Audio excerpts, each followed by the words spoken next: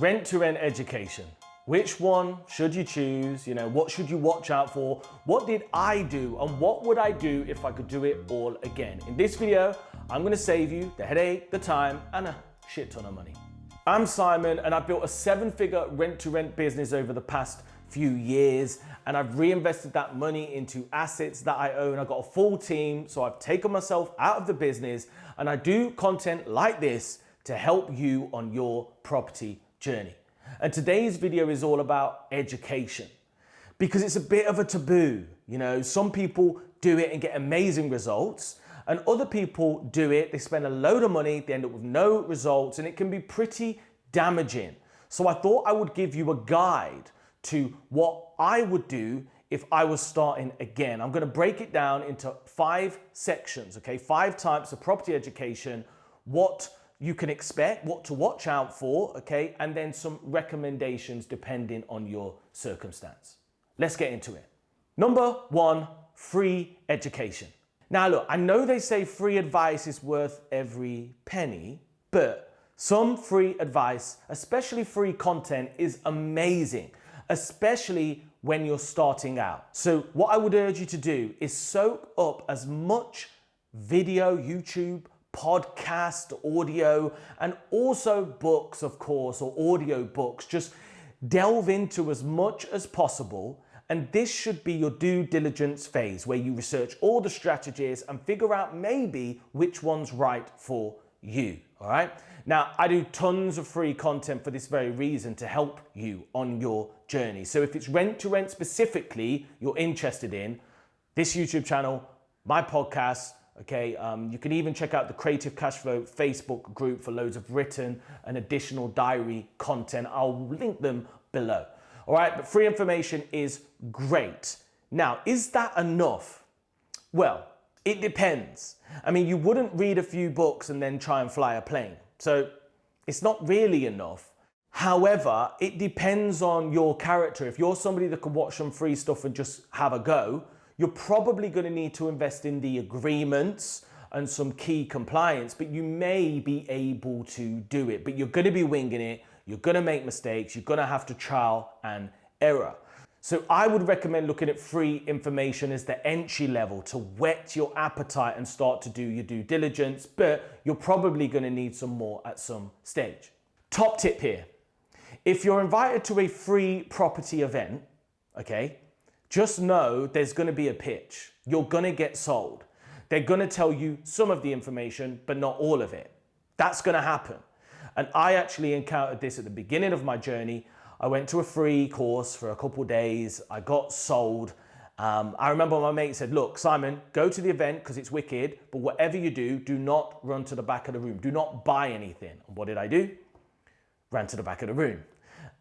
Put it on a credit card, 2 installments, all that stuff. But what annoyed me a little bit is you go to a course that you've paid for and then they upsell you again. But more on that later. So that's the free education. Number 2 is you can do physical courses. So that's pretty much like the one I went to. It'd be 1, 2, 3 days. You would have paid for this course, all right?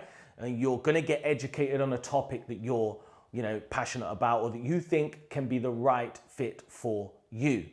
Now, these can be good because you're going to get all the information. You're going to hopefully get a booklet or a USB and get, all the information you need, but they're not going to help you apply it. They're not going to help you actually deliver and hold yourself accountable. They're not going to do that. So if you're somebody that just wants all the information and you're going to have a good go at it, happy days. But the problem is a lot of the information is available for free. It's how to apply it. It's how to hold yourself accountable. It's what to do when you hit those roadblocks and you don't know what to do or you've got doubts. You're not going to get that from a course, all right? You're just not going to do that. Number 3, online courses. And the great thing about these is you can do them when you want, from wherever you want. You can take your time. You can refer back anytime. You don't really need to make many notes because you've got it there laid out for you. And these can be really effective. But the thing to remember with online courses, you need to make sure that you're motivated because you're the one that's going to have to go through it.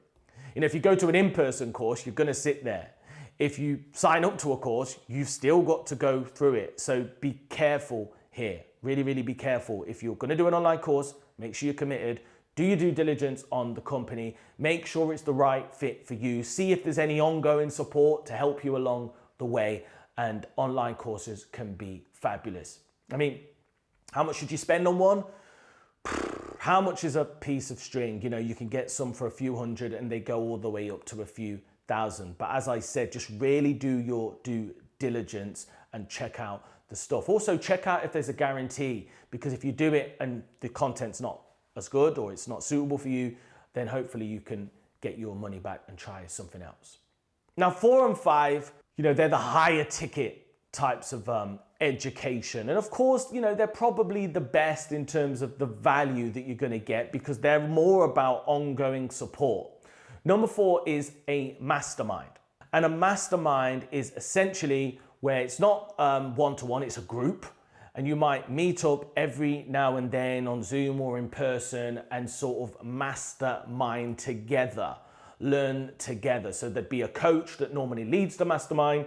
You can ask them questions, you can network, and literally masterminds are all about the level of the people you've got in the group and how aligned you are in your goals. So if you're doing a mastermind where there's people at loads of different levels and some people aren't serious because it was cheap and half the time people don't turn up, and then it's rubbish, okay? It's a waste of time. But if you've got a great group that's been handpicked, that are motivated, that are on the same page, that have got the same goals, and you've got a great coach, masterminds can be absolutely amazing. Now, one thing I would really, really watch out for with the courses is a lot of the time, the courses won't include online support and the upsell will be a mastermind. Now, if that is the case, there is an argument for saying, do you need the online course? Okay, do you need that? Because normally the mastermind will come with quite a lot of resources and support anyway. So the mastermind might be enough. So don't be cheap and think, oh, I'm just gonna get the course. Then you realize you need support, and then you have to do that as well, because you'll end up spending more overall. And lastly, one-to-one mentorship. Well, of course, this is the biggest ticket item, but you essentially get somebody that's gonna hand-hold you through the whole process. You're gonna get the knowledge, you're gonna get the support, and then you're also hopefully gonna get somebody that can literally, you know, you can run things by at any time to make sure that you've got the reassurance and that you don't make mistakes. Because if you're only meeting monthly in a mastermind, there's still a decent amount of time for you to just have to go for it and make a mistake. One-to-one is usually a lot more often. And when I started, I had a mentor and it really helped me. It really fast-tracked my journey because somebody had done what I wanted to do. I just did it. I followed. If I ever had questions, I asked. I went to their projects that came to mind, even did some viewings with me. I sent them videos, all that good stuff just to help me. And once again, if you are thinking about wanting to do rent to rent, just do a good research. Find somebody that you relate to. Find somebody that's actually doing it, not just talking about it, and invest. Because it's far better to invest a bigger sum once and get the results quickly than be doing, you know, a course, an online course, a mastermind, and just end up doing everything. I've actually got some people that I've seen spend £30,000 on property education and not get no deals.